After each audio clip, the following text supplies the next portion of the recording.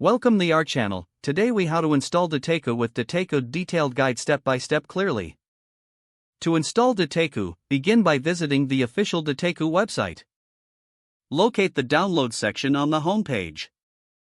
Select the version suitable for your operating system, whether Windows, Mac, or Linux. Click on the download link to initiate the file transfer. Once the download is complete, navigate to your Downloads folder. For Windows, double-click the executable file to launch the installer. Follow the on-screen prompts to accept the license agreement. Choose the installation directory for Dataiku. Click Next to proceed with the default settings or customize them if needed. For Mac users, open the downloaded DMG file. Drag the Dataiku application to the Applications folder.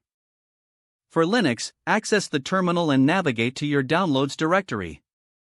Use the provided installation script by typing in the appropriate command.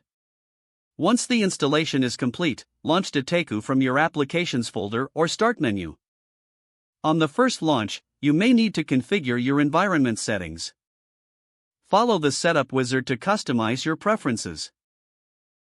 Once your setup is finalized, you'll be directed to the Dataiku dashboard. From here, you can start creating your first project and exploring Dataiku's features. If needed, refer to the official documentation for additional configuration options. Ensure you regularly check for updates to keep your installation current.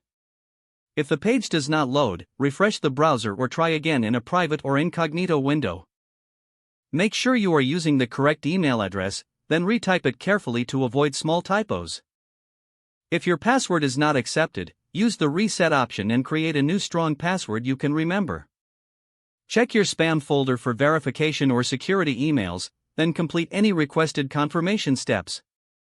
Enable two-factor authentication if available to improve account security and reduce unauthorized access risk.